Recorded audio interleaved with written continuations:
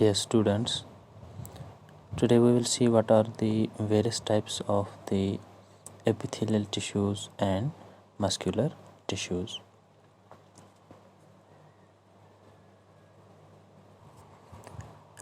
Epithelial tissue जो है ये प्रेजेंट हैं बॉडी के बाहर भी इन केस ऑफ द एनिमल्स।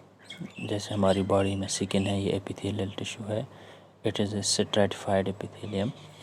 और बाकी जो इंटरनल ऑर्गन्स हैं उनकी आउटमोस्ट जो लेयर होती है that's made up of the epithelial tissue, या इंटरनल जो है उनकी जो लाइनिंग होती है ऑर्गन्स की, for example in intestines and stomach, वहाँ पर भी एपिथेलियल टिश्यू प्रेजेंट होता है और इसकी मेन फंक्शन है प्रोटेक्शन। एपिथेलियल टिश्यू में cells in epithelial tissues are arranged in tiles format, that is they are tightly packed such that there are no intercellular space in it। बहुत कम space होती हैं cells के दरमियान। Epithelial tissues are present in skin, respiratory tract, in lungs, alveoli, in kidney tubules, etc. There is present a basement membrane which separates epithelial tissue from other tissues। यानी कि epithelial tissue के नीचे होता है basement membrane, उसके ऊपर होती है एपिथेलियल लाइनिंग। यहाँ पर जो हमारे पास स्किन है इट इज़ मल्टी लेयर्ड और इसे हम कहते हैं इट इज़ स्ट्रैटिफाइड एपिथेलियम।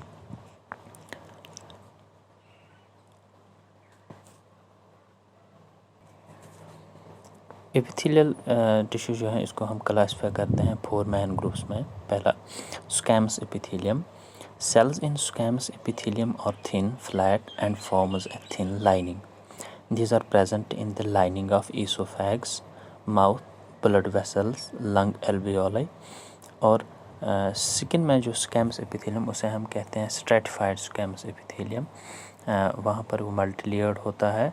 बाकी जो है squamous epithelium present in the esophagus, mouth, blood vessels, lungs and alveoli, उसे हम कहते हैं स्क्वैमस एपिथेलियम। और जो स्किन में है that's known as stratified squamous epithelium because it is multi layered. Moreover this animal tissue transports materials through selectively permeable membrane.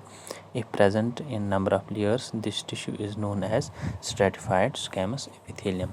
मैंने कहा आपसे स्किन जो है ये स्क्वैमस एपिथेलियम है but it is stratified because ये बना होता है मोर देन सिंगल लेयर से। सो इस स्क्वैमस एपिथेलियम को हम कहते हैं stratified squamous epithelium. Second is columnar epithelium। In animal tissues, columnar epithelium shows column-like structure. These are present in the area where absorption and secretion occurs, like inner lining of intestine and stomach.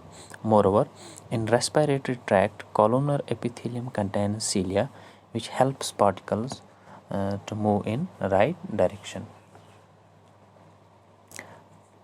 Next one है cuboidal epithelium. In animal tissues, cuboidal epithelium has cube-like structures. It is present in lining of kidney tubules. Also, this tissue undergoes modification and forms a gland, which gives out substances on the surface of the tissues, hence are known as glandular epithelium. Next tissue है muscular tissue. Humans and animals perform various muscular work like running, walking due to presence of muscular tissue.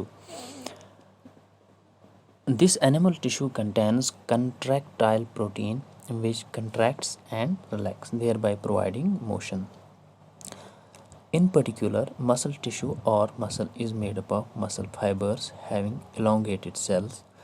This animal tissue is of 3 types: striated muscle, smooth muscle and caudate muscle। यहाँ पर आप देख सकते हो striated muscle जो है it has striations, ये rings आपको नज़र आ रही होंगी, that's why we call them as striated muscles। Second, these are multinucleated, इनमें एक से ज़्यादा न्यूक्लियस होता है, and these are cylindrical in shape, striated muscles। Smooth muscles जो हैं these are small and uninucleated, इनमें एक ही न्यूक्लियस होता है।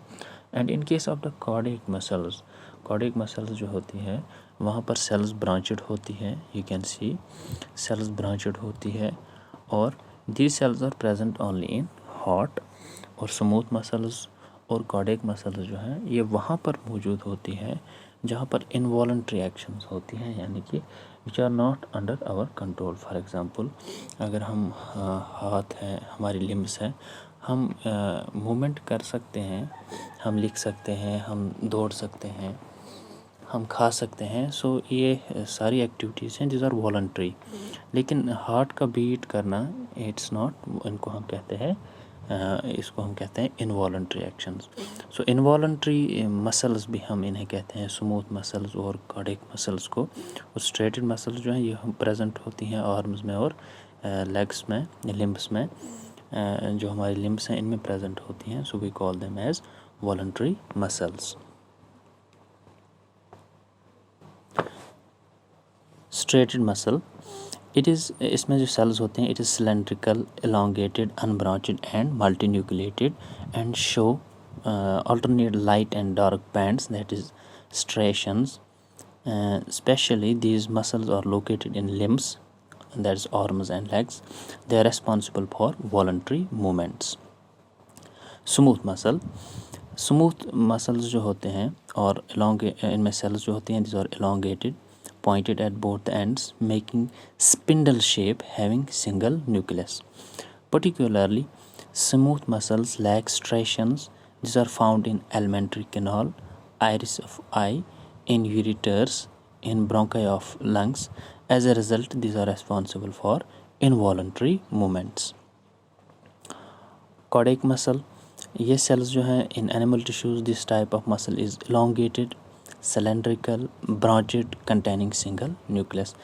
These muscles are present in heart and performs contractions and relaxation, hence are known as cardiac muscles. Also, these are involuntary in nature.